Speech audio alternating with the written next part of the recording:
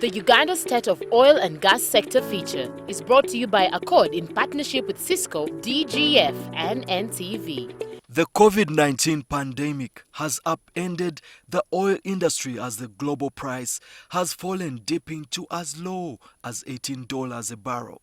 Prior to the pandemic, the global price for oil had tumbled as a result of a supply glut and price wars amongst major oil producers.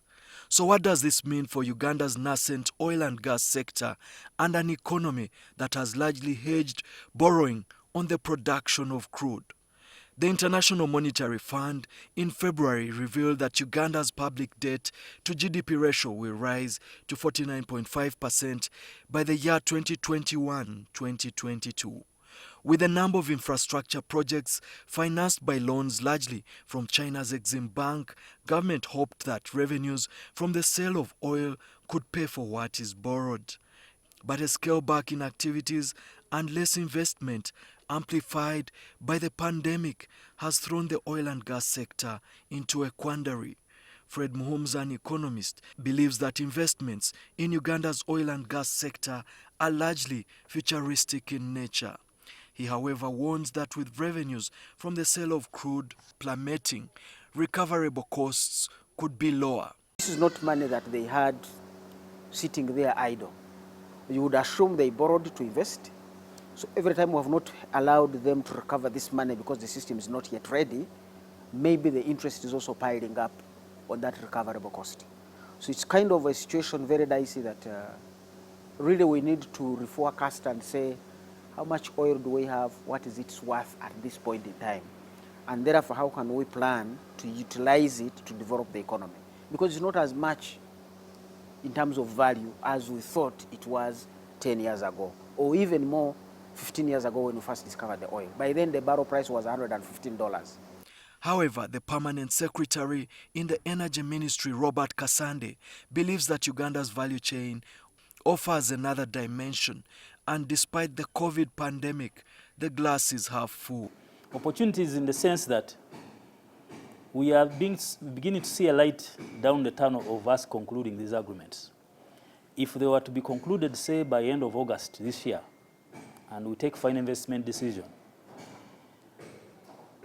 with the problems that economies are facing globally, it means not only oil prices are coming down, but also metal price still makes the bulk of materials that are in an oil field.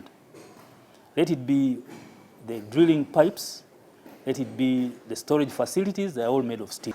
As you know, it's a 30 to 40-year economic analysis, and therefore the prices are some of the issues. And of course, the volatility of that is something that is expected. It is something that is hedged when you're discussing such long-term projects. And therefore, whereas it's going down and up, it is something that is expected in the overall discussion. He argues that whereas the downstream value chain will take a battering, he's optimistic about the upstream sector. The region of East Africa currently is consuming almost 250,000 barrels of oil equivalent per day. The region, the larger East African region. If we had our refinery and the product now becomes a little bit affordable because we are manufacturing it here in Uganda, I wouldn't see that the advancement of renewables would, in the short term or in the medium term, have an impact on our resources that we tend to produce maybe for the next 20-25 years. Kasande says there's a likelihood that prices for the much-needed products like steel will lower contract costs required for developing upstream facilities. So what does this mean for Uganda's oil sector to break even? We'll drill our wells, we'll build a pipeline. We are likely to get contracts cheaper, which means the break-even oil price also will be lower. We've been working with a figure of about $50 per barrel. Anywhere between 45 to 55 is a good price. Sekatawa says the global oil market is peppered by volatile prices And beyond COVID, there's a likelihood that by the time Uganda commences commercial production, the international market could have stabilized. When FID, final investment decision is made, 3 years after that, we should be able to start production. So when you look at the oil prices today and look at the history of oil prices, you can look in 2008 during the recession and so on. We think that by the time we started producing, there will be stability in the market. He says that the disruptions in the sector will not affect infrastructure development, which must be in place before the final investment decision. I think the proper question on government should be, how far have you gone in respect to meeting what would be the minimum requirements for the industry to take that FID?